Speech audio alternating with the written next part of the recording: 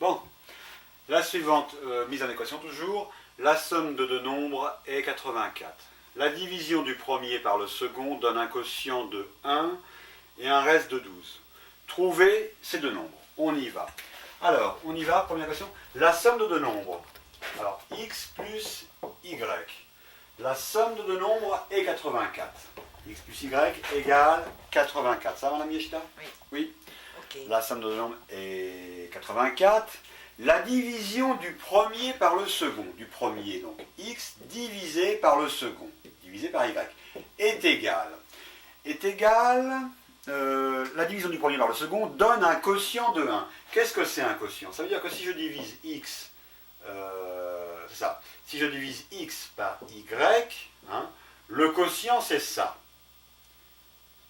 Nous donne donc un quotient, x divisé par y, nous donne donc un quotient égal à 1. Et un reste de 12. Le reste, qu'est-ce que c'est? Le reste, c'est ça. Il reste donc 12 ici. Donc j'ai un quotient de 1 et j'ai un reste de 12. Par conséquent, n'oubliez pas que puisqu'il y a un reste, en fait, il reste à être divisé par y. Par conséquent, la division de x par y égale à étant égale à un quotient de 1, plus un reste de 12, un 12 qui reste à diviser par y. Voilà, là était toute l'astuce. Par conséquent, qu'est-ce que je vais faire ici? J'ai donc bien deux équations. J'ai mes deux équations, ça y est. Le problème, c'est que là j'ai un dénominateur qui vaut y. En fait, j'ai intérêt à mettre tout sur y.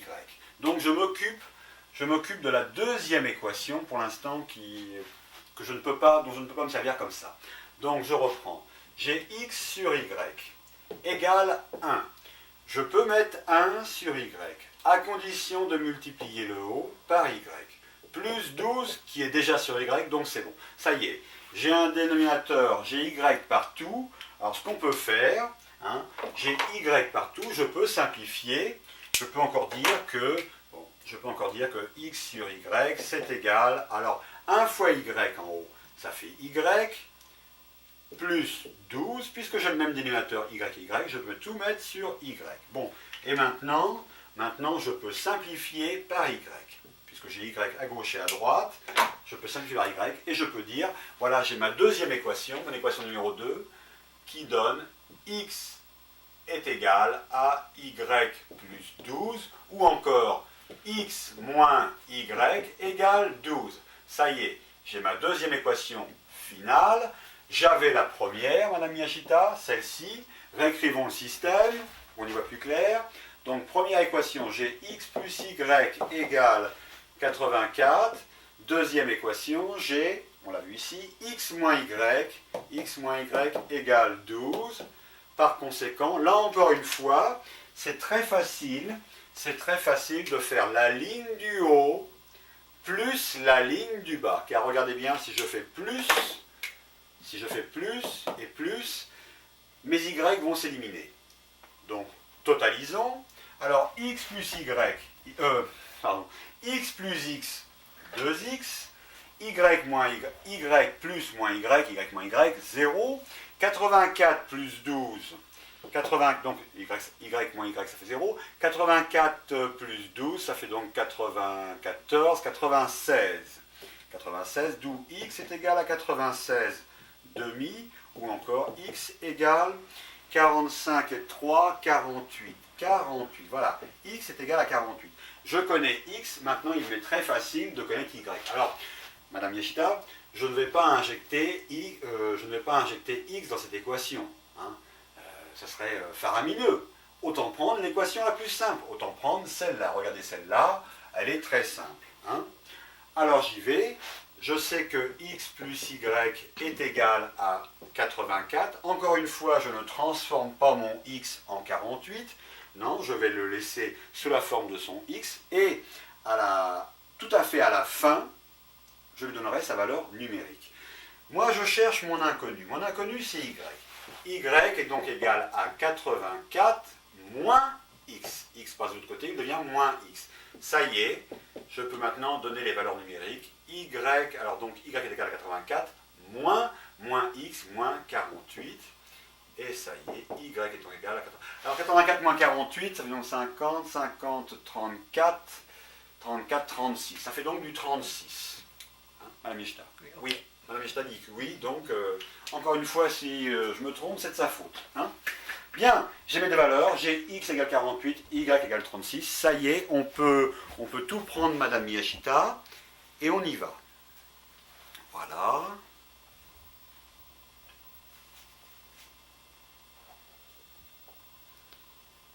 Bon, c'est bien. Allez, petit problème suivant, toujours de mise en équation. Déterminer l'équation de la parabole de f de x, par exemple, elle s'appellerait f de x, hein, passant par les points A, ayant pour coordonnées 0, moins 1, B ayant pour coordonnées 1, 4, et C ayant pour coordonnées moins 1, 0.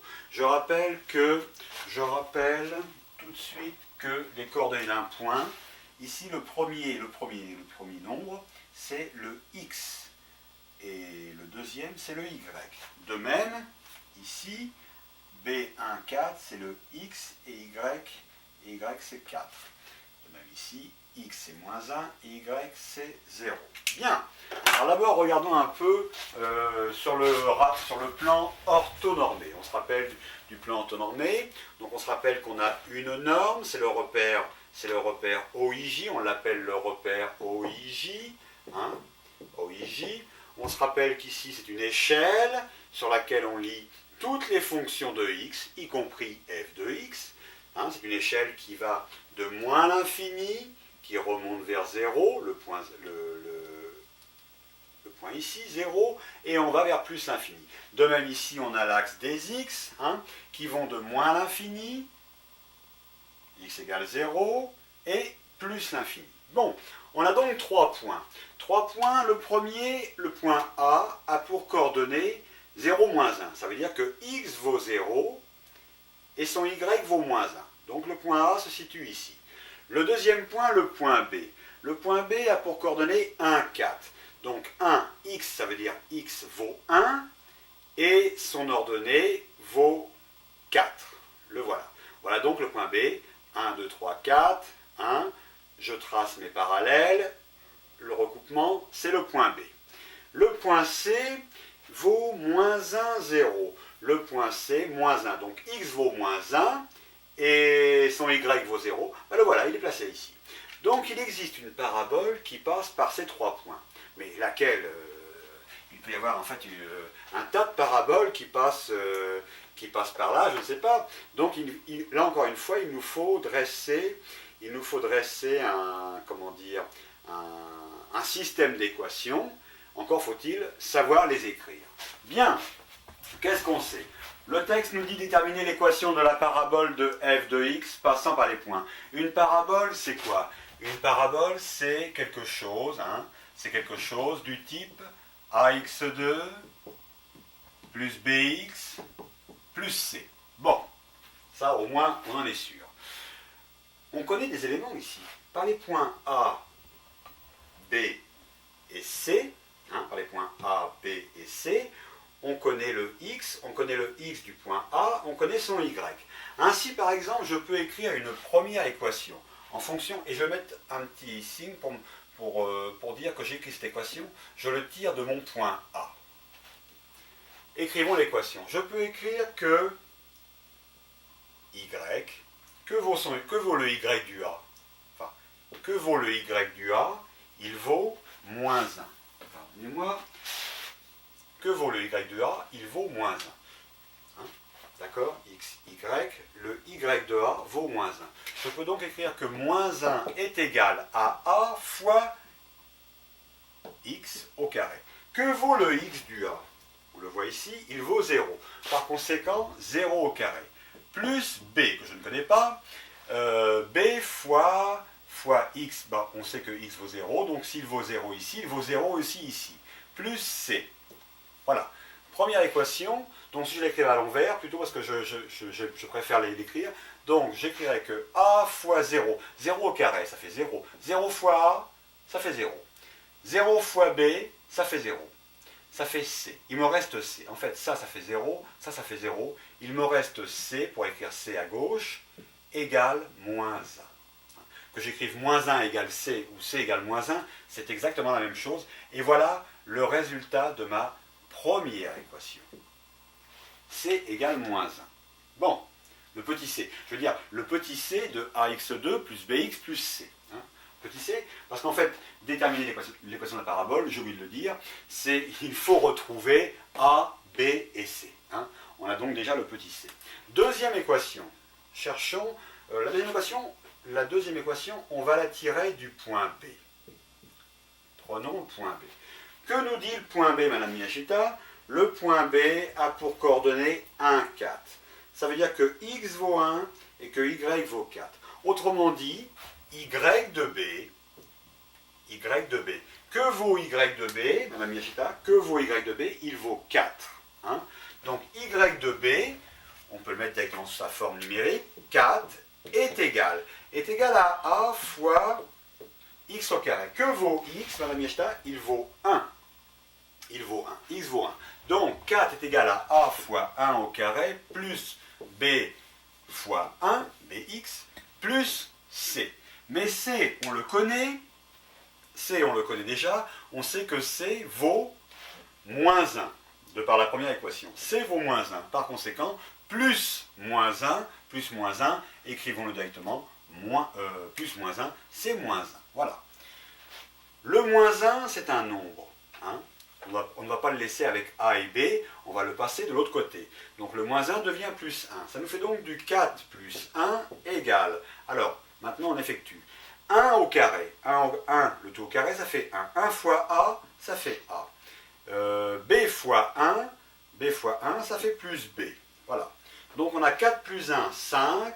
5 qui est égal à a plus b, mais on est habitué à mettre écrire nos équations à l'envers plutôt, et on va plutôt écrire que a plus b égale 5. Et voilà.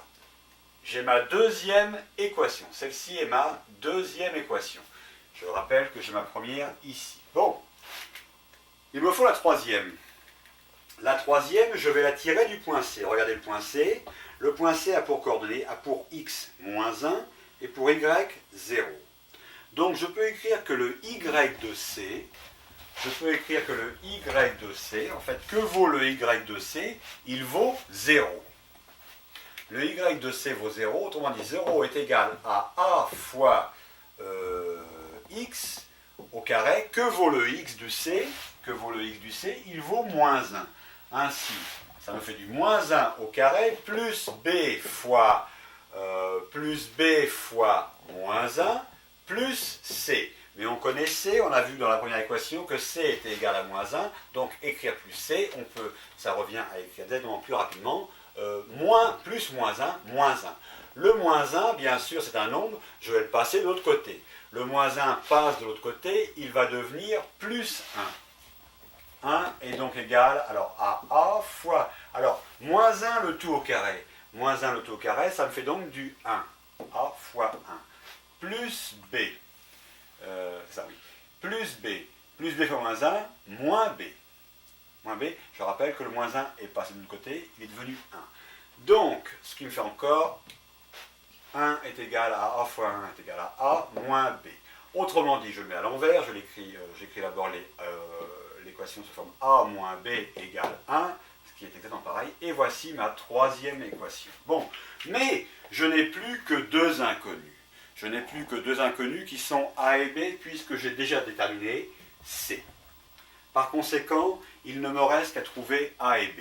Et ça tombe très bien, j'ai deux équations pour trouver a et b.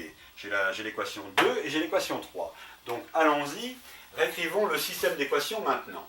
L'équation 2 me disait a plus b égale 5. D'accord. La troisième équation me disait a moins b égale 1. A moins b égale 1, j'ai bien mon système d'équations. Qu'est-ce que je vais faire? Là encore, la chose est très simple. Hein. Je vais faire la ligne du haut plus la ligne du bas, et mes b vont s'annuler. Hein. Donc a plus a, ça me fait donc du 2a, b plus moins b, b moins b, ça me fait donc du 0, égale 5 plus 1, 6.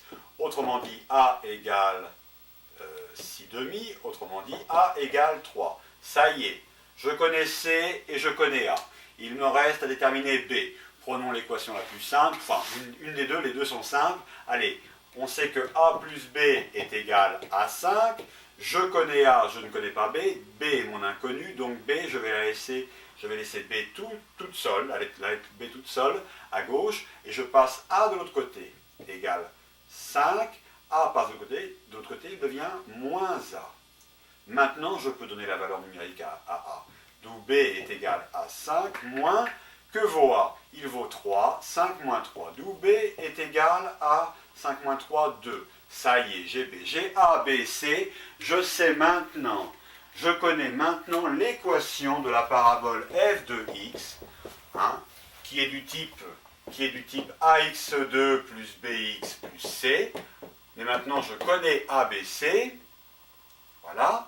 Et je sais que f de x est égal, alors A vaut 3, donc c'est du 3x2, plus bx plus 2x, et enfin plus c égale moins 1, plus moins 1, moins 1. Voilà mon équation de parabole, le travail est fini. Bon, maintenant il me resterait à la dessiner, mais ça on ne me le demande pas. Hein. Donc ça va faire l'objet d'un autre travail de dessiner des droites, des courbes et des paraboles. Bien, donc ça y est, on a résolu le système d'équations. C'est terminé, Madame Yashita. Vite fait, on reprend tout à l'écran, voilà. On peut reprendre même le problème, les données du problème, déterminer l'équation de la parabole de f de x, passant par les points A, 0, moins 1, B, 1, 4 et C, moins 1, 0. Allez, on y va, et on reprend tout. Tout le travail. Ok. On voit mal à cause de la lumière, mais oui, on voit mieux à la télé, c'est bon. Je ne sais pas si en rentrant la cassette, ça sera aussi bien que ça. Voilà. Et enfin, nos 3 points qu'on avait dessinés dans un repère OIJ, orthonormé. Bien. Bien. Problème suivant. Montrer que 4x plus 2 sur 2x moins 1 est égal à 2 plus 4 sur 2x moins 1. Alors attention, on a travaillé nous sur les équations, là c'est quelque chose de différent. Montrer que ça n'est pas une équation, ça n'est jamais une équation. Ah, décidément, on sera... Je suis coupé. Mike, ok? Ok. Bien, allez, je reprends, on a été coupé, excusez-moi.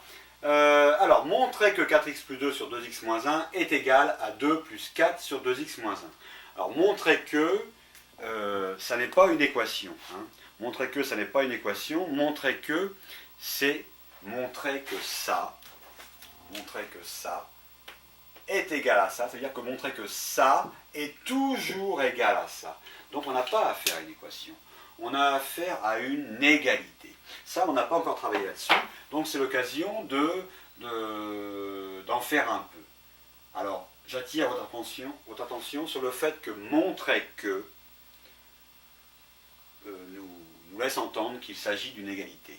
Et on ne vous demandera pas de montrer que quelque chose est égal à quelque chose si cela n'est pas. Donc, si on vous demande de montrer ça, que ça est égal à ça, c'est que ça l'est.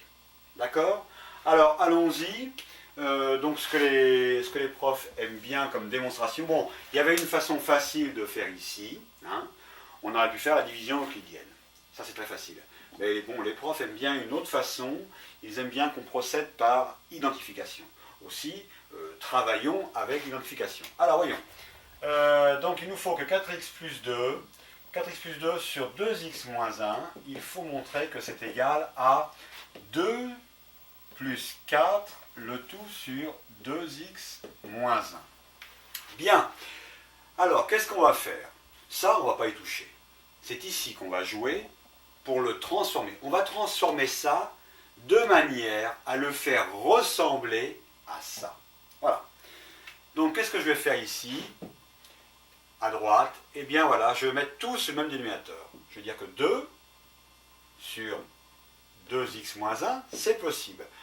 Parce que je vais multiplier 2, c'est 2 sur 1. J'ai multiplié 1, j'ai multiplié le bas par 2x moins 1. Je peux le faire à condition de le faire aussi en haut.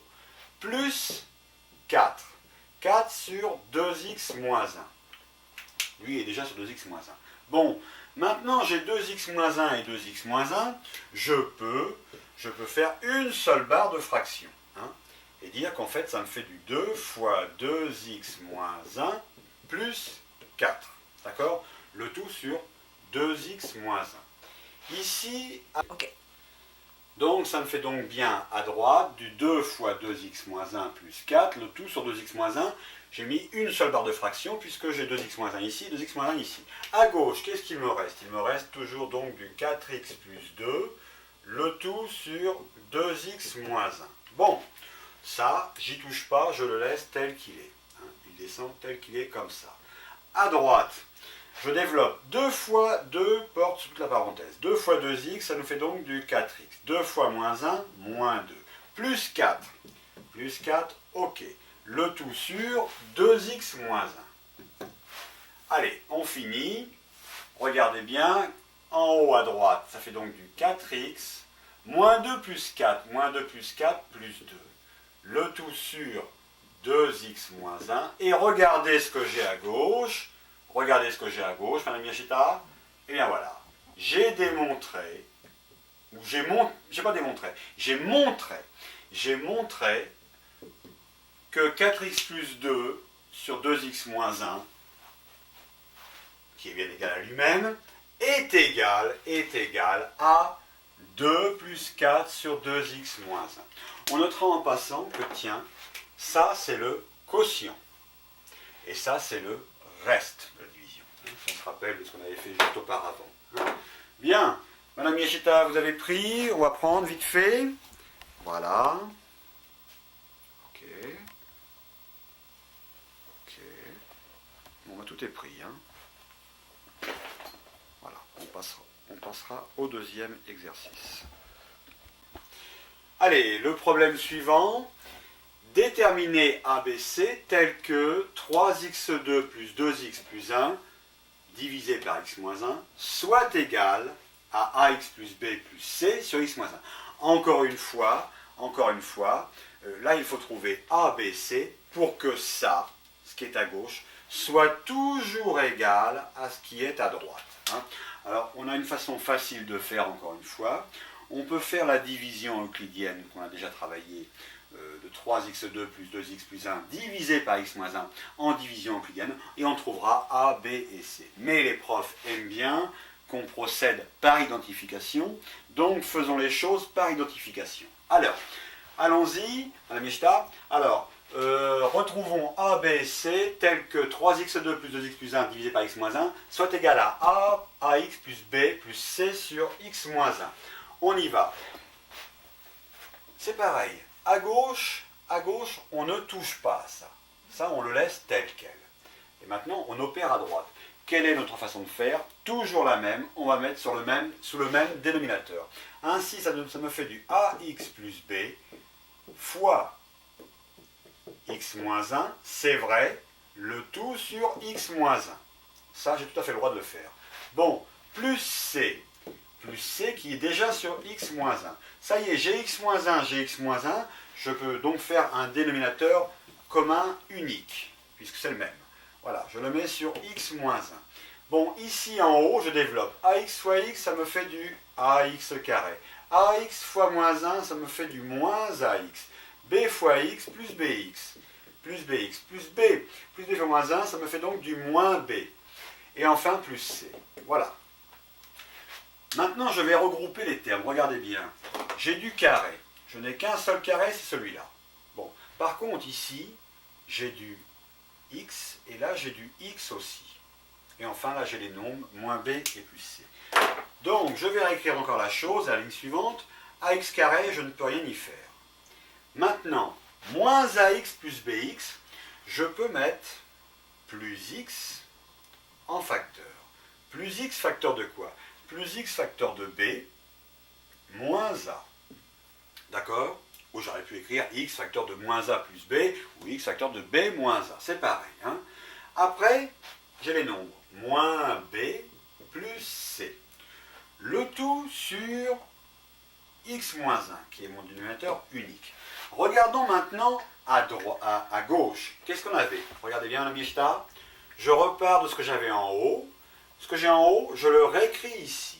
Donc, je ne fais aucune transformation, je ne fais que réécrire ce que j'avais à gauche. 2x plus 1, le tout sur x moins 1. Tiens, en fait, à gauche, à droite, j'ai le même dénominateur. Donc, je peux l'enlever. Je peux l'enlever. Je l'enlève. Regardez bien ce qui me reste. Je l'enlève, donc je peux enlever aussi la barre de fraction. Ça y est, je l'enlève. À condition de le faire à gauche et à droite, bien sûr. Hein? Voilà. Bon, et maintenant, je fais de l'identification. Regardez bien. Il me faut, qu'est-ce que j'ai en AX2? Qu'est-ce que j'ai en AX2? C'est ça. Autrement dit, ça revient à poser AX carré égale 3x2. D'où, regardez bien, A est égal à 3x2 sur x2. J'ai 3 fois x2 sur 1 fois x2. Je peux simplifier. Et il me reste A égale 3. Ça y est, j'ai déjà trouvé A. Bon, passons à la suite. Regardez bien le deuxième terme. X fois B moins A. Regardez bien les termes en X, c'est X fois B moins A. X fois B moins A est égal à quoi? Il est égal à 2X. Autrement dit, X fois B moins A est égal à 2X. Bon, le X, je vais l'enlever, je vais faire le produit des extrêmes par les moyens, et je vais enlever mon X à gauche. Il me reste B moins A est égal, à droite je veux dire, il me reste donc B moins A égale 2x sur x. 2x, ça veut dire 2 fois x. Sur x, ça veut dire sur 1 fois x. Donc, je peux simplifier par x. Il me reste B moins A égale 2. B moins A égale 2. Bon, vous allez me dire, il y a deux inconnus. Non, il n'y a pas deux inconnus. Il n'y en a qu'une seule. On connaît déjà A. Ce qui entraîne que si B moins A est égal à 2, je vais laisser B tout seul à gauche. B est égal à 2, et le moins A, je le passe à droite, il devient plus A. Voilà. B est égal à 2 plus A. Et que vaut A, Madame Yashita? A vaut 3, on s'en rappelle. D'où B est égal à 2 plus A, d'où B est égal à 2 plus 3, ou encore B est égal à 5. Voilà. Je connais B. Je connais A, je connais B. On se rappelle qu'on cherchait, Madame Yeshta, on cherchait le A, B et C. Il me manque C encore. Donc, si je reviens ici, regardez bien, moins B plus C. Moins B plus C, c'est le nombre qui est égal au nombre ici. Quel est le nombre ici? C'est plus 1. Donc, moins B plus C est égal à plus 1. Toujours par identification. Je l'écris. Moins B plus C égale 1. Je connais B. Je ne connais pas C. Donc, je vais laisser C tout seul à gauche, comme c'est mon inconnu. Et mon moins B, je le passe à droite, il devient plus B. Donc, C est égal à 1 plus B. C est donc égal à 1. Alors, plus B. On a vu que B est égal à 5. Donc, 1 plus 5, C est égal à 6. Voilà.